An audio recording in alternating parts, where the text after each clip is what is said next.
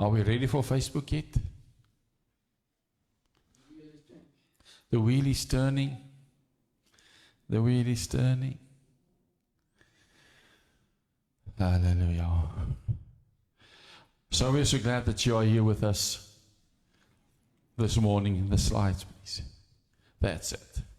We're so glad that you are here with us this morning. Thank you for Facebook Land. It also jumps on this morning for this message. And I believe that God has a special word, if I may call it like that, for us this morning. A word that's going to challenge you. So we just trust that God is going to show His favor and bring His word to light. All right, so we're still busy that. I want to talk to you about the bones that are in that valley. So we're just still talking about Ezekiel 37 verse 1 to 14. And we've already looked at a few principles and the things that we've looked at so far is that we need to know what God has placed on the inside of us. Here, we need to hear a word from God, and then we need to speak that word. And because with His word, He also gives us His full authority, because He has placed His word higher than His name. But then we also need the breath of the Spirit, because without the breath of the Spirit, there can be no life. Without true peace of God in us, there can be no power. And then last week we've seen that we also need to understand that the Spirit of God is in us, but we also need to believe that the hand of God is placed upon us. So that's what we have shared so far with you out of Ezekiel 37. And if you have missed any one of those messages, they are all on our YouTube channel. You can go and watch them there. If you haven't listened to them yet, please don't miss any of them. But this morning I just want to continue, and it is an outflow of what we have talked last week of it. And I want you to just take note of Ezekiel 37 verse 10. Ezekiel chapter 37 verse 10. And in the Amplified Classic Bible, it will say, "So I have prophesied as He commanded me. And the breath and spirit came into the bones, and they lived and stood up upon their feet, an exceedingly great host." All right, so we have already seen, the last time that we spoke about this, we have seen that Ezekiel was not in that valley of his own choice. He was placed there in that valley because those bones needed a manifestation of who God is. All right? So I hope you remember that message, and that you will know that that's what we are looking at this stage, is that God has placed us in a valley because there are bones that needed us. And that valley sometimes represents, and we've seen that, and that's what we concentrated mostly last week on. It sometimes represents our own circumstances, which God has placed us in. He did not create those circumstances, but He placed us for His purpose, because somewhere in that valley, somewhere in that circumstances that we are facing now, something or someone need a manifestation of God. They need Him. So this valley and dry bones can represent our own difficult situations and circumstances. But the question I want to talk to you, and the question that I want to go to, is, what does this dry bones also represent? Because something that I think we need to understand is that the valley was never dry. All right? So the valley was never dry. It was only the bones that were dry. Nowhere in that whole of Ezekiel you ever read of a dry valley. You will only read of dry bones. And the Bible will say they are very dry. So that's something that we need to understand. Something that we need to grasp right from the beginning. Because sometimes this valley does not necessarily mean difficult situations. does not mean that valley is something that we have to go through, which is hard and painful. Yes, sometimes it can, but not all the times. Sometimes it's just a valley that we go through. And the valley can sometimes be luscious green with water flowing and everything. But in that valley, that's what is important. So we must not lose sight, and we must not concentrate too much on just the fact that there is a valley. We need to concentrate on what is in that valley. And for what purposes do we need to be in that valley? And that is the bones. All right, so this bones can represent something, obviously, that is dead. Now, that's what these dry bones represent. And that's something that is dead, maybe promises that we received that we think it's dead. Because we have received him, and now years later it hasn't come to the front, and then in our mind, they die. Come on, am I talking to the right people?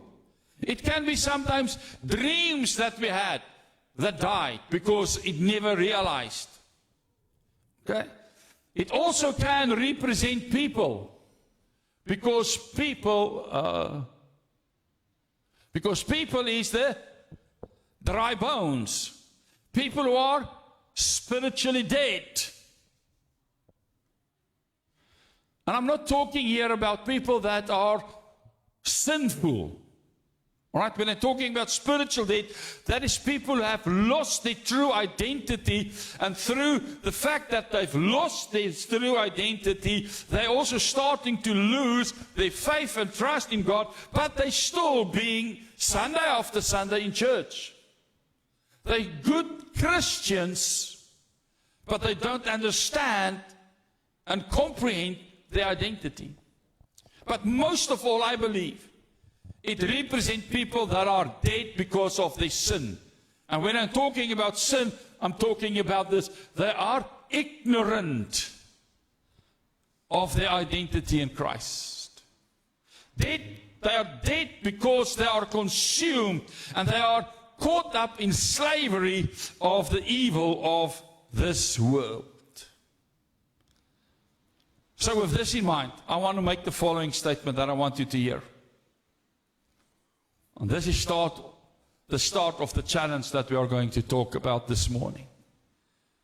God is looking for a son whom he can place in the midst of those dry bones to bring restoration of dry bones into an exceeding great host. So that means that this valley of dry bones can literally be the street that you are living in. Because there are so many people that most probably live in your street that really don't know God, and don't have a relationship with him, and don't understand their identity. So there's a reason you need to understand me this morning. There's a reason why God has placed you in that street. Not because he wants you just to have a nice house, but because he has a purpose for you in that street. Because he sees all the dry bones in that street, and he needs a son. He needs someone that is prepared to stand up and say, but I will become the breath of the Spirit of God. I will become a word from God for a dry bones to come alive and receive and understand their identity again. It can be in the area that you live in the city. It can be your family. It can be the work that God has put you in. Because there are so many people that are working with you, and some of them are good Christians, but they don't understand their identity. They don't have that intimate relationship, and we're going to talk about those two things. They don't have that intimate relationship with God as what God desires, but they are good Christians. So God placed you in that work situation, or he gives you that business Because in that business or in that work situation, there are people, there are bones that have become dry in that valley that needs a Son of God with a Spirit of God in them and the hand of God upon them and the Word of God in the mouth to speak and command those bones to come alive. Don't become so complacent with your circumstances and the work that you have, that you enjoy or not enjoy. That's irrelevant. You need to understand that it does not have to be a difficult situation. It can be a very comfortable situation in the valley, but doesn't matter what the location is. It's not about the location. It is about the bones that are dry in that location that we need to start to see.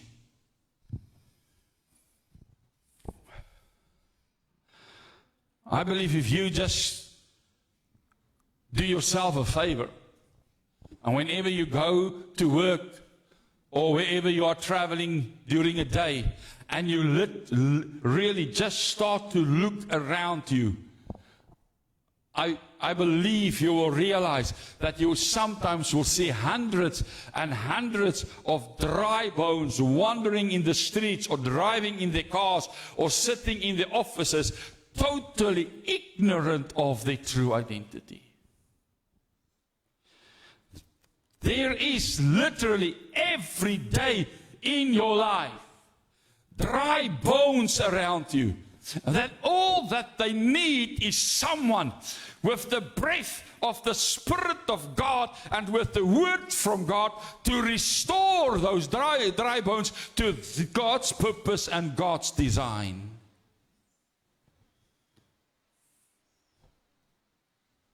So I'm not here to try to make you feel guilty, but I need to challenge you. And I want to ask you, what are you doing about the dry bones around you?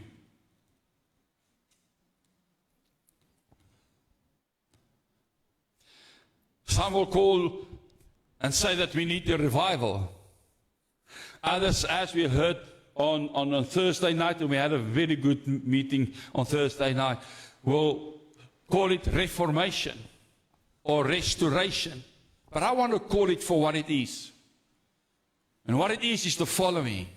It is sons of God with the Spirit of God on and in them, standing in the gap for dry bones.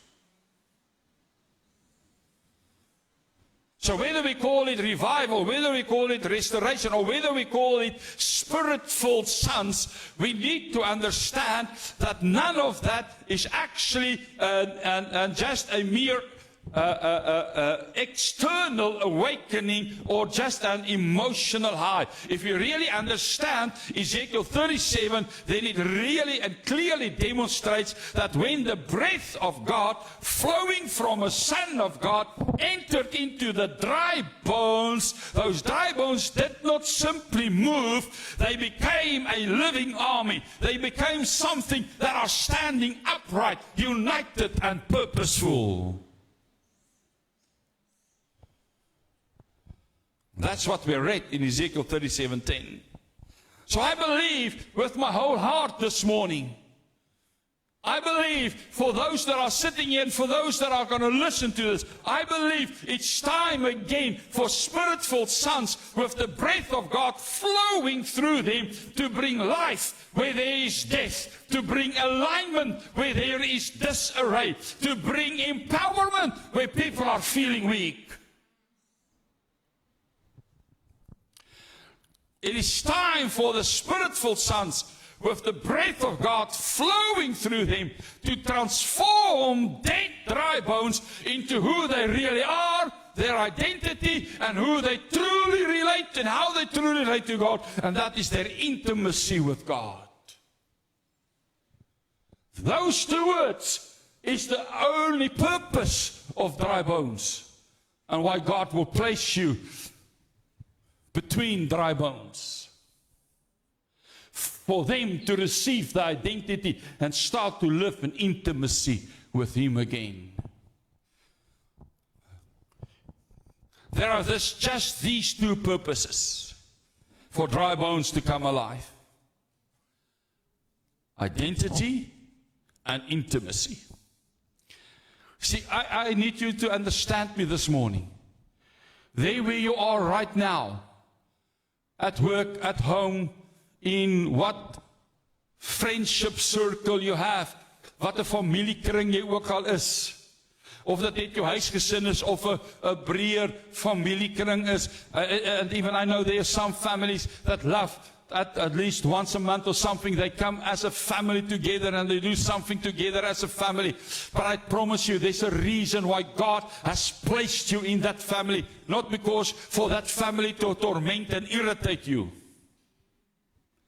Not only for that, but there's a purpose that why God has placed you there, so that He can put His trust in you to bring those dry bones back to their identity and their intimacy with God. And unfortunately, when we listen to that, and that's where I was on Thursday evening, when we listened to that, we had to bow our head almost in shame and say, God, you have placed me so many times between so many dry bones that I've done nothing about that. I never said a word.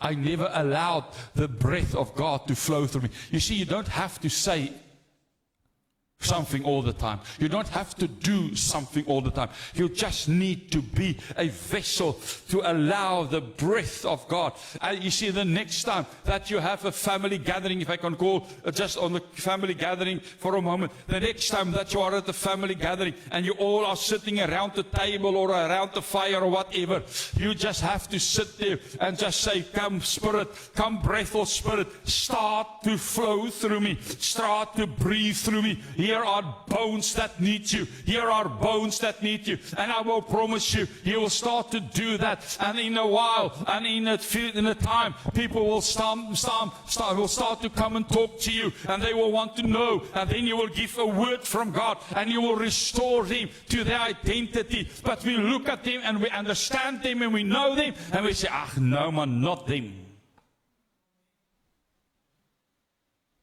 Come on. Come on. You see, this valley of dry bones illustrate very clearly to us this morning the revelation of the dry bones being given identity by God. You see, before the Spirit came to breathe upon them, these dry bones had form, but they had no function. These dry bones had no life. They had no self-awareness. And in the same way, there are many people that you deal with every single day that you deal with, and they never realize or they never comprehend their true spiritual identity, because their identity lies dead and dormant and is waiting for a son to command the breath of the Spirit to touch and come into them. You see, those dry bones, or let me rather put it another way, the breath of the Spirit would never have touched them if there was not a son, Ezekiel, that was prepared to go and stand in front of those dry bones and command the Spirit to blow over them. Because he heard a voice from God. So we cannot think and hope and just pray, all right? Dis mos wat ons maar doen. I will just keep on praying for them and hoping that someday God will touch them. No, God wants to touch them through you. God wants you to be the person that stands between them, and He wants to use you to touch them with His Spirit. And that will not happen. Listen to me carefully. I'm saying this very carefully. It will not happen just by praying for them in your room. Ezekiel could have easily said, God, you know that it will come alive, so I will just quickly go to my upper room and I will pray for that. And do you think it would have happened? No. He had to stand there. He had to be willing. He had to be submitted to God. He had to be in alignment with Him. He had to be a son that God can trust to stand in the midst of the bones and command them to start to live. He had to be there in between them. Why do you think Jesus was mostly seen on earth between dry bones? Because the Bible says that people have told him and his disciples, but he's always between the sinners. He's eating with them, he's drinking with them, they are laughing with him. He's always there because he commanded his Spirit to blow over them. He was the Son standing between them. Hallelujah. Paul wrote in Galatians 2 verse 20, very well known verse. Galatians 2 verse 20, he said, and I'm just going to read a part of it. He said, I've been crucified with Christ. Crucified in Him, and I have shared His crucifixion. And then he says these words, it's no longer I who live, but Christ, the Messiah, lives in me. I want just to concentrate on those last few words. Christ, the Messiah, lives in me.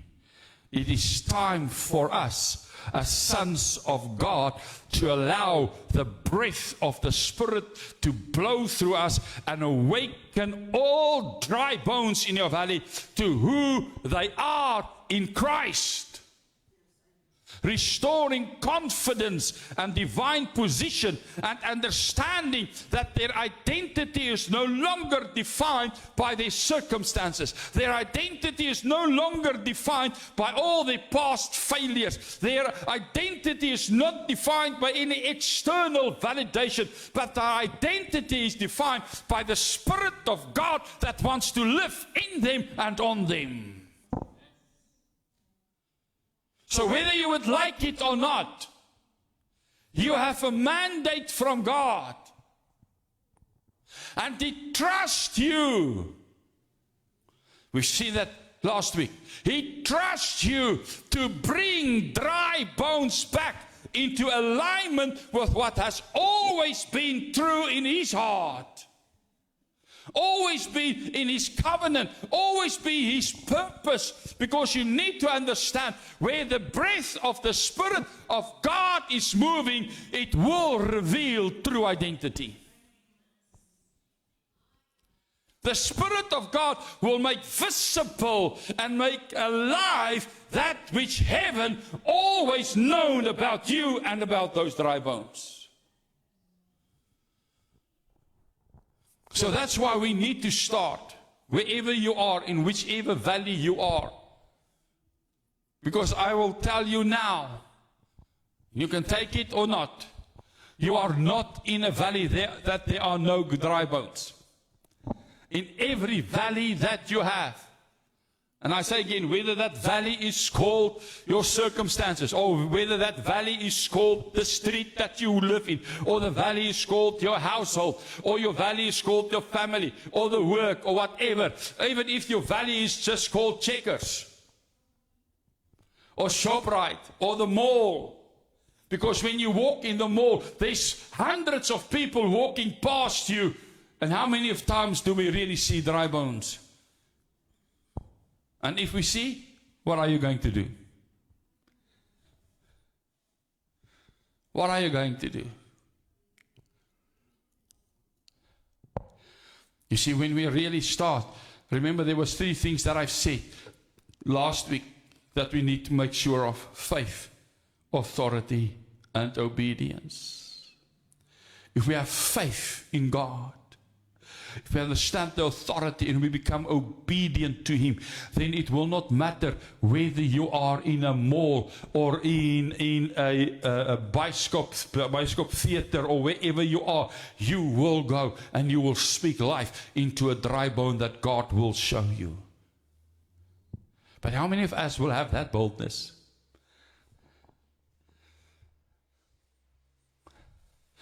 I appreciate the fact so much, and my wife can testify. It doesn't happen very much, but it has happened a few times, that when we are sitting in a restaurant eating, and then God gave me either a word for a waitress or a word for someone that was there in that restaurant. And every time I thank God that although I struggled to become obedient, I became obedient. And I will walk to that person, or I will call that waitress, and I will give them what I sense in my heart God wants to say to them. And I speak life into dry bones. And my wife is, again, is testimony. And how many times when we have done that, you've seen suddenly someone breaks down in tears there in the restaurant. And they appreciate it because they needed a manifestation of who God is. They needed a manifestation of Him. They needed a word from Him. But there was no sons that was prepared to do that until God find one son that is obedient and say, I will. I will. I will. The breath of the Spirit will reveal true identity. So our mandate is the following. Listen very carefully. I didn't put it on there, but I want you to hear it. Our mandate is to expose the false identities of dry bones. To expose the false identity of dry bones. Why? Because people often live beneath layers of accumulated distortion. En dat was vir jare en jare was hulle mislei deur mense, misbruik deur mense. So they live under that layer after layer after layer. And then sin comes and tells lies about who they are. Fear comes and tells lies about who they are. Shame comes and tells lies. Trauma that they receive tells lies. Sometimes even religion will tell lies about things. The world will tell lies to them. Then all of these identities and all of these false identities become so familiar for us and for them that they assume that this is simply who they are. That's why you will see that they will, we call them, they will just go weird sometimes. And then they say, when they are on the weirdness, they will say, but that's who I am. Then I want to say, if that is who you are, then you do not understand who God is. You see, this was also the problem with the prodigal son. Because we read in Luke 15, verse 17, about the prodigal son who reaches a time in his life where he had to make a decision. And in Luke 15, verse 17, the Bible clearly says, and I just want to talk about the first few words of this verse, where it says, and then when he came to himself. And those are important words. Why? Because that means when he came to himself means that there was a time in his life where he had lost what his true identity was. He has lost what actually he is and who actually he is. He saw himself as a failure. He saw himself as someone that can only sit between the pigsties and eat the food of pig. But he had to come to himself because he was at a place where sin had taken him into a place of alienation and waste and humiliation. Alienation. All right, you know what it means? Eensaamheid, weg van alles af. Where he feels like an alien. Alienation. Tongknopper. En hy het amper my tong heeltemal geknoop nou. So God trusts sons, listen to me, to help dry bones to come to the self, to remember their father's house and to return to their father's house. Because all people comes from him. Before the foundation of the earth, everyone was in Christ. Everyone. Everyone. So God trusts sons to confront the identity formed by long compromise or long pain, and he wants them to confront that with the breath of the Spirit of God. But the breath of the Spirit of God does not only restore dry bones' identity, it also restores their intimacy. Intimacy. And we need to understand that intimacy, I've said it here, and intimacy is the natural consequence of being touched by the breath of the Spirit of God. Without that touch, you will never have intimacy with God. You see, when the Spirit breathes life into dry bones, He also draws them into a personal encounter with the Father. And we see that clearly in Ezekiel 37 verse 14, because after they became an exceedingly great host, then God says in Ezekiel 37 verse 14, I say, I shall put my Spirit in you, and you shall live, and I shall place you in your own land. Thou shalt know, understand, and realize that I, the Lord, have spoken it and perform it, says the Lord. You will know the Lord. You will understand the Lord. When the breath of the Spirit of God flows through the Son of God, it does not only empower the dry bones, but it also brings them in knowing God experientially. By experience. By intimately. Jesus also has said that when he talked in John 15 verse 4 and 5. John 15 verse 4 and 5. Jesus confirmed that when he said to them, dwell in me and I will dwell in you. Live in me and I live in you. Just as no branch can bear fruit of itself without abiding, being vitally united to vine, neither can you bear fruit unless you abide in me. Intimacy. I am the vine, you are the branches. Whoever lives in me intimately, and I in him intimately, bears much abundant fruit. For however, apart from me, cut off from this vital union, you can do nothing. You see, the breath of the Spirit of God that blows through a Son of God will strengthen this abiding in Christ. Will make the dry bones become increasingly sensitive to the voice of God, increasingly dependent on His guidance, and more receptive of His love. The breath of the Spirit of God upon and in dry bones will bring a hunger for more intimacy with God.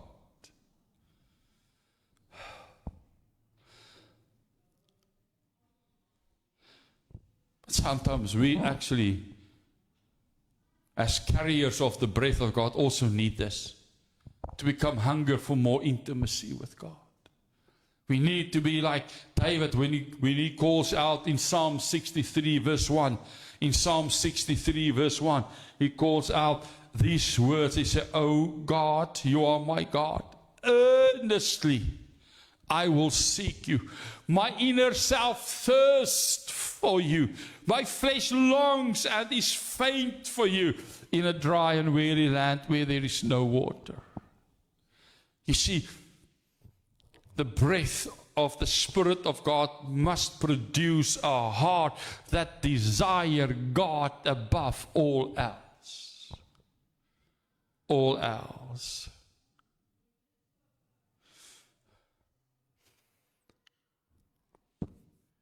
So I want to start to close. I don't want, oh, it's fine, that. Sons with the breath of God, sons with the breath of the Spirit of God flowing through them, must start to ignite intimacy with God in dry bones.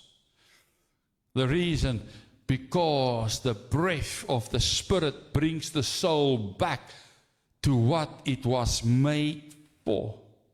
The breath of the Spirit of God restores nearness where there was once distance. It restores the first love where there was coldness. It will restore sonship where there was only slavery. It will restore worship where there was only routine. It will restore delight where there was dryness. And it will restore communion where there was mere form. So it's time for the sons to stand in the valley and restore dry bones to their true identity and intimacy with God. Now I need to show you the last slide. And I'm not going to show this to condemn you or to make you feel ashamed, but I need to challenge you with this slide. And it will just say, can God trust you to stand in the valley where He has placed you? And again, I say this not to condemn you, not to make you feel condemned or ashamed. I'm saying this to try to motivate you, because last week we closed the message last week with the words that God spoke. My son, I trust you with myself. That's the reason why I place you in a valley where there is dry bones, because I trust you with myself. And now my question this morning for Shekinah, for the sons in Shekinah is, can God trust you in the valley where He has placed you? Can He trust you to start to become an outflowing vessel of the breath of God? Can He trust you to be so submissive and so obedient that when He gives you a word, that you will speak that word from out of the breath of God that flows from you? Can He trust you to speak to dry bones, to bring them back to their identity and to intimacy with God? So that's my last question for this morning. Can He trust you? Can He trust you in your family? So now I know we sometimes can say, well, I know I truly make effort to talk to my children about God and who He is and help them to understand the identity. Then I'm asking you, is that really your only family that you have?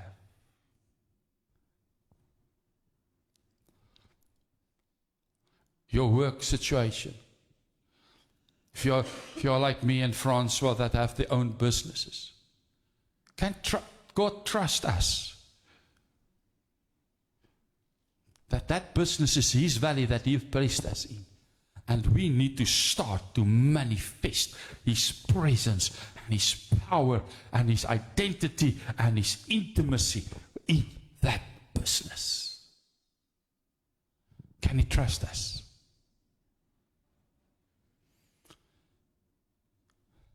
Can He trust you with your neighbors who are dry bones? Because sometimes your neighbor is your valley also, or is in your valley. And let me reframe that. Sometimes your neighbor can be a dry bone in the valley where God has placed you. How many of us really know our neighbors? We don't even know them. We don't even know what they look like. So how can God trust us to manifest His authority, His identity and intimacy into bones that has become dry. So this morning, I will take that away so that it does not feel like a condemnation. This morning, I said that was the last question. Now here comes the last question. I want to ask, are you prepared to say this morning, Father, I will be that son. I will be that son. I will be the son. I know you have placed what you have placed on the inside of me. I know that inside of me is immeasurable, unlimited, surpassing greatness of power. I know that you've placed your hand upon me. Father, I am prepared to be the vessel for the breath of the Spirit of God to flow into dry bones.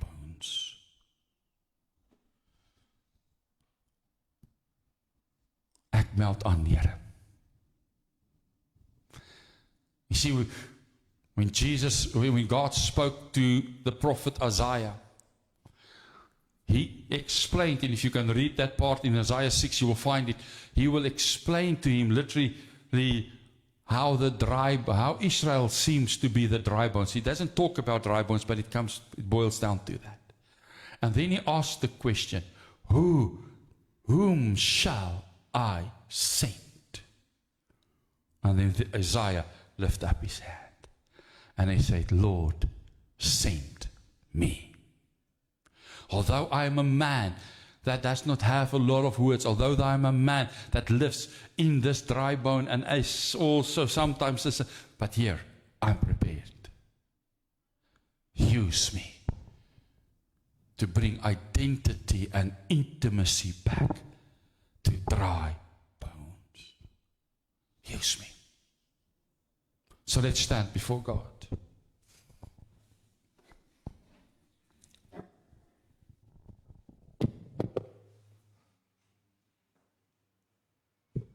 I'm going to greet the people from Facebook land now. I just want to greet them because I just want them to ask them the question themselves and just to submit themselves again towards God and say, I am willing, send me. So thank you for listening. May God bless you. May you become the vessel that God wants you to be, blowing identity and intimacy into lives of dead bones. Until next time, shalom.